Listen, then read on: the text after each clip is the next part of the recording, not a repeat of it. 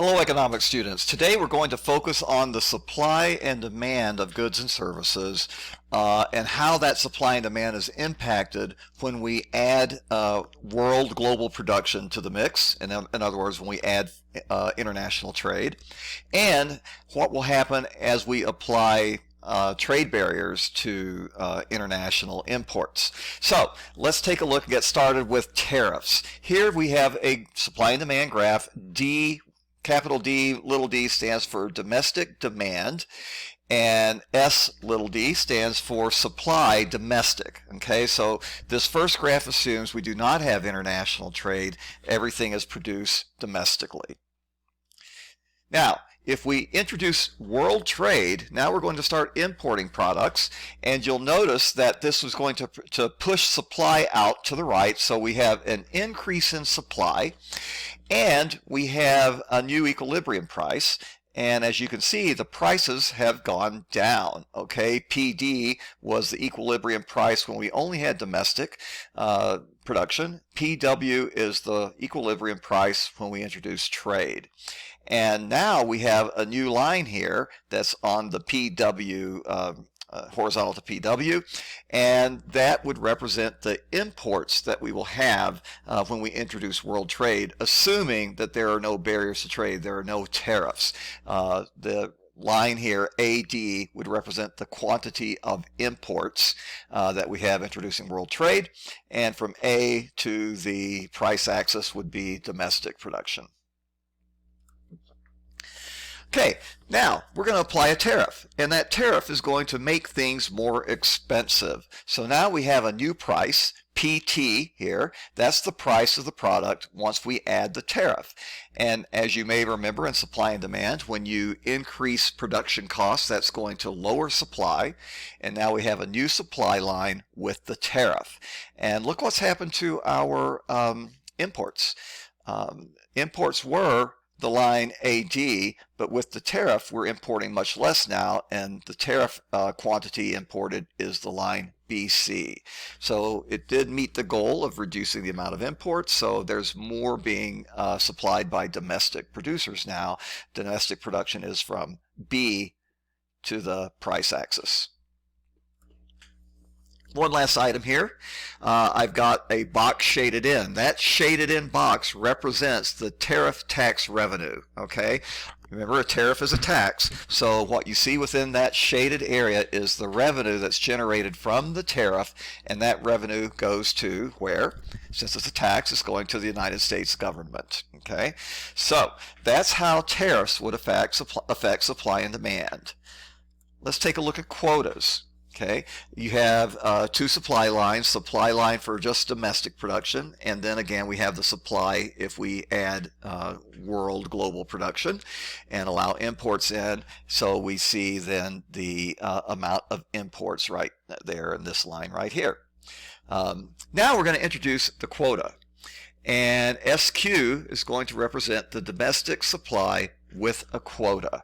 Okay, now notice how the quota line starts right here at the quantity that is being produced globally that's imported.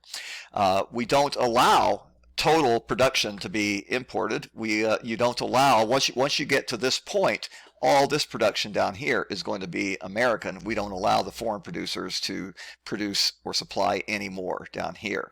All of their supply is going to be over this tariff line. Excuse me, not tariff line, import line. Sorry about that.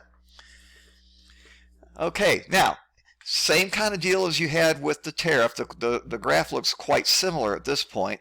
AD represents imports without a quota.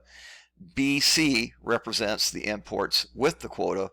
And Q represents the quantity that is going to be allowed for imports. And once you get past that quantity, no more imports allowed. And now we have another box. This was a little bit different. This represents the quota revenue that's going to go to foreign producers. Okay, so remember, with tariffs, that additional cost that consumers are having to pay is going to go to the U.S. government in the form of a tariff tax. But now the foreign producers, since there's a quota, they're going to get to take advantage of the higher price that the quota is actually going to cause. And so those manufacturers overseas who do still manage to get their products sold in the United States are going to get a higher price for it because the quota is generating a higher price to consumers.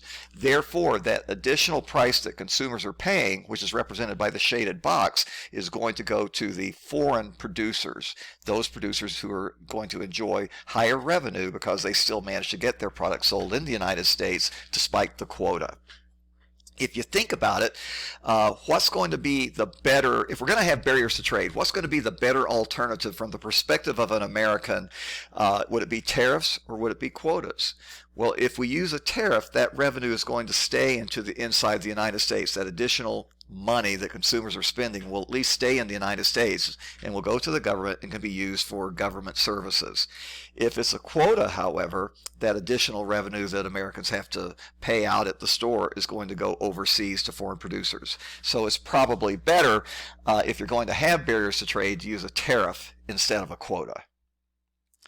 Now let's take a look at subsidies. Subsidies in some ways are very similar to what we've seen thus far, but in other ways they're quite different. So here we start off the same as we did before. We have the supply, which is only domestic, and then we also have supply if we introduce world trade. And then we see the line, which still represents the amount of imports as long as there's no trade barrier. Now we've introduced a subsidy. We're guaranteeing a particular price to the American producers.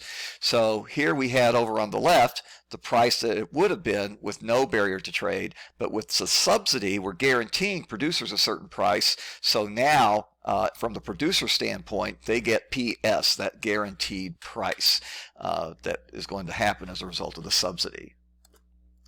Okay, so let's see what happens here. Line AC, of course, represents the imports without the subsidy, right here. Line BC now represents the new imports. These are the imports that are going to result after we have added a subsidy, because now American producers are going to produce more than they would have otherwise. And look at the shaded area now. That looks quite different than what we had before. The shaded area is in effect tax revenue that's going to be paid to domestic producers. So we remember, with a subsidy, you're paying the world global price, but now our taxes are going to be used to generate more income to the American producers, and that income is coming from our taxes. So that shaded area represents taxes that we are paying as consumers that are now going to go to the domestic producers to give them greater income than they would have had otherwise. The effect at the grocery store or wherever we go to buy the stuff is not going to be any different. We're not going to see a change of price there. The effect is somewhat hidden because it's all going through our tax money, and we just no longer have control as to whether or not that tax money is going to go towards, environmental protections, or towards roads and bridges and infrastructure, or towards military hardware. We don't have control over that. Now some of that tax revenue is going to a small number of American producers of goods and services. So you probably will not have to recreate these graphs on our final exam, but you should be able to interpret them. Okay, so you will see these graphs again, and your job will be to identify what certain lines or shaded areas represent. And with that, I'm going to go ahead and close off. You've now become experts in the supply and demand of trade barriers. And we'll sign off here. Check Canvas. There may be an assignment there. I'm not 100% sure. We'll talk to you later.